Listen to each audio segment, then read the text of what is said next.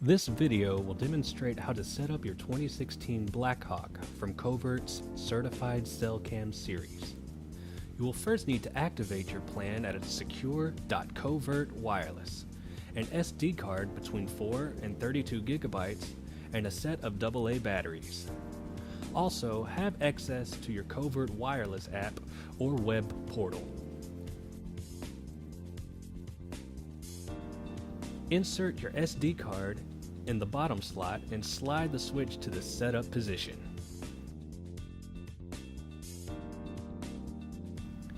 Now that the camera is on setup, we will wait for it to gain signal and connect to our portal. Once the camera is fully connected and the IMEI has flashed across the screen, press the menu button. Our first tab, Cam, will allow us to change the camera settings. Highlight camera mode, and we want this set on photo. Once photo is shown, press OK to save. Scroll down to photo size. This camera has 4 different image size options. This resolution is what is stored on the SD card.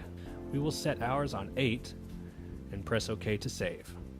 Photo bust is the next option.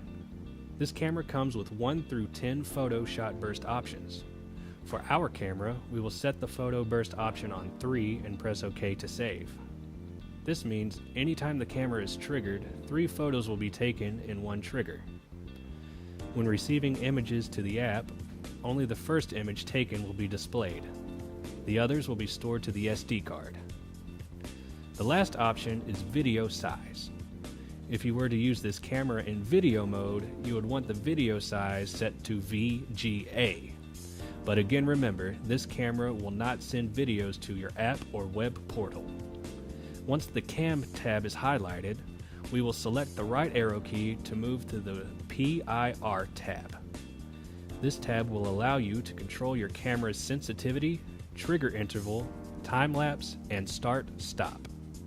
The first option is the sensitivity. For Kentucky, we leave our cameras on normal or 10 to 80 degrees. If you are in an area that experiences much higher temperatures than 80 degrees, set your camera to high.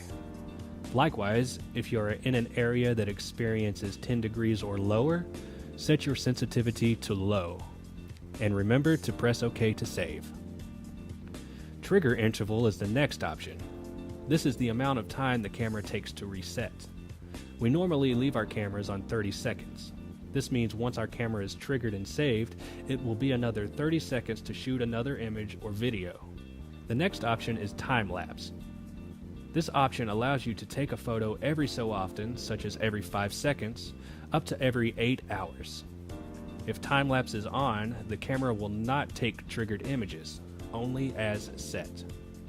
For our purposes, we will leave our time lapse off and press OK to save. The last option for this tab is Start-Stop. If you chose to turn this option on, you will set the camera for the times you want pictures taken, such as starting at 7 a.m. and ending at 1 p.m. or 1300 hours. We want our camera to take pictures any trigger around the clock. We will make sure this option is off and press OK to save. Now the PIR is highlighted. We will use the right arrow key to scroll over to the Net or Network tab. The first option in this tab is Send mode. If you are wanting to receive photos from this camera, you will want the Send mode set on Instant and press OK to save. The max number screen will appear. This will allow you to set the number of images you want to receive per day. For our purposes, we want to receive every triggered image, so this camera will be set on 00, which stands for unlimited. And again, press OK to save. This will return you to the Net tab screen. Scroll down to Remote Control. This allows us to communicate with our camera, such as requesting an image through the app or web portal. If you have your camera set on a delay, the server will only ping the camera per setting delay. If you set your camera on a 2-hour delay and request a real-time photo, you will not receive that image until the 2 hours have passed. For this camera, we wanted our controls set to real time. On a Verizon BlackHawk, you will be required to activate the camera itself before use.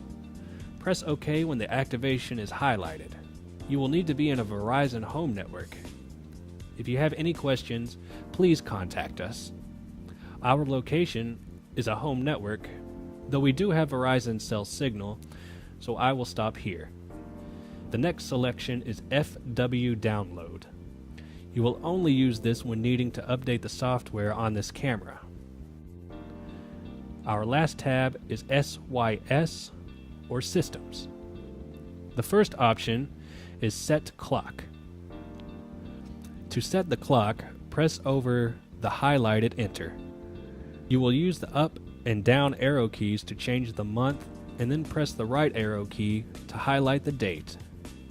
Again, use the up and down arrow keys to save the date. You will continue to save for the time. Press OK to save. The next option is Timestamp.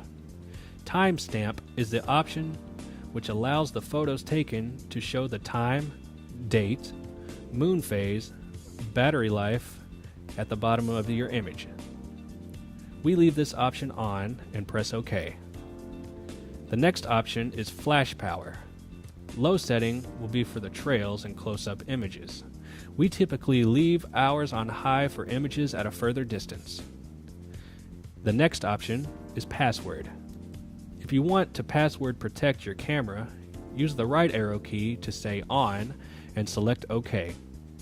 You will then be prompted to enter the password you desire. Once you have set the password, press OK. The rename feature allows you to name the camera. However, you will need to rename on the secure.covertwireless.com webpage. This rename will appear on your images in the timestamp information bar. The next option is Overwrite. This option allows your camera to overwrite the oldest images with the newest ones. We are going to turn our overwrite option on to avoid having to change our SD card. The format option erases all images and files from your SD card. To do this, highlight Enter and press OK. The last option is Default Set. This will set your camera back to factory setting. To do this, highlight Save under the default set and press OK. When in the field and want to view images, simply slide the on-off switch to setup. Once the viewing screen appears, press the playback to view your images. Use the left and right arrow keys to scroll. Your certified cell camera is now set up.